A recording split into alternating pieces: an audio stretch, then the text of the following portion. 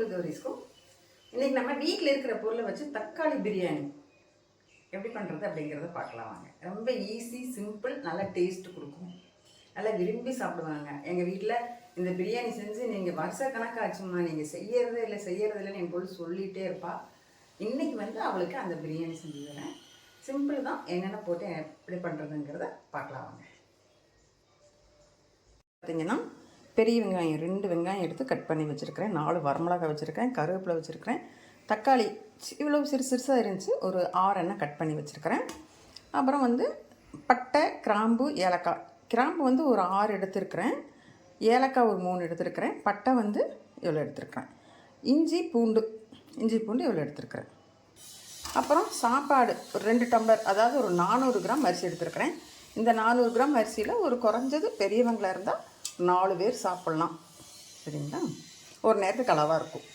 இப்போ எப்படி செய்கிறதுங்கிறத பார்க்கலாம். இப்போ குக்கர் வச்சு அதில் எண்ணெய் ஊற்றிட்டேன், கல்லெண்ணெய் தான் ஊற்றிருக்கிறேன். 2 பிரிஞ்சி இலை போட்டுக்கிறேன். 2 பிரிஞ்சி இலை போட்டு வெங்காயம் போட்டு நல்லா வதக்கலாம்.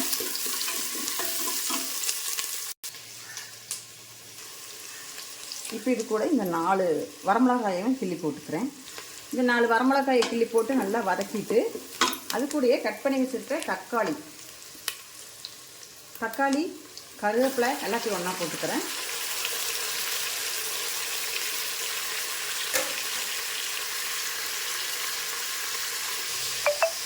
தக்காளியை போட்டு நல்லா வதக்கலாம்.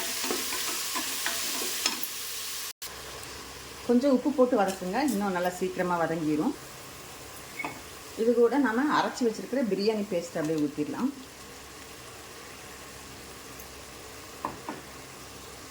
பிரியாணி பேஸ்ட்டையும் ஊற்றி நல்லா அந்த பச்சை வாசம் போகிற வரைக்கும் வதக்கி விடுவோம். இப்போ இந்த மாதிரி பேஸ்ட் மாதிரி வந்தப்போ இதில் வந்து அரிசியை போட்டுக்கலாம். இப்போ அரிசியை போட்டுடலாம். அரிசி போட்டு இப்படி 2 கிளறி விட்டுட்டு இப்போ இந்த 2 டம்ளருக்கு 4 டம்ளர் அரிசி தண்ணி ஊற்றிடுறேன். உப்பு காரமெல்லாம் பார்த்துக்கோங்க, பார்த்துட்டு கொஞ்சம் நெய் ஊற்றிக்கோங்க. கொஞ்சமாக ஊற்றினா போதும், ஒரு ஸ்பூன் ஊற்றினா போதும். நான் வந்து சின்ன ஸ்பூனில் 2 ஸ்பூன் ஊற்றிக்கிறேன். இப்போ இதை மூடி வச்சிடலாம். மூடி வச்சு 3 விசில் வந்துருச்சுங்க. சாப்பாடு எப்படி வந்திருக்குதுன்னு பார்ப்போம். சாப்பாடு நல்லா வெந்துருச்சு. இப்படியே ஒரு 5 நிமிஷம் விட்டுலாம். அப்படியே இருக்கட்டும், அந்த ரூம் டெம்பரேச்சரில் அப்படியே இருக்கட்டும்.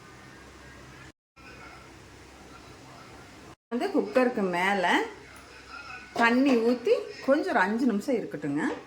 நல்லாயிருக்கும் அப்படி வச்சோம்னா. வச்சு ஒரு 5 நிமிஷம் இருக்கும். இப்போ இந்த தட்டத்தை எடுத்துடலாம்.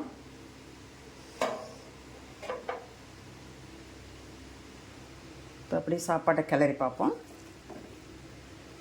செமையாக இருக்குது, சாப்பாடு நல்லா வந்திருக்கு, சூப்பராக இருக்கும். நீங்களும் இந்த மாதிரி செஞ்சு பாருங்கள். செஞ்சு பார்த்துட்டு எப்படி இருக்குன்னு எனக்கு கமெண்ட்டில் சொல்லுங்கள். இதுக்கு தொட்டுக்க இருக்க முட்டை, தயிர் பச்சடி, முட்டை ஆம்லேட், அவிச்சது எது வேணாலும் வச்சுக்கலாங்க. நம்ம இஷ்டம்தான், செம டேஸ்ட்டாக இருக்குங்க. செஞ்சு பாருங்கள்.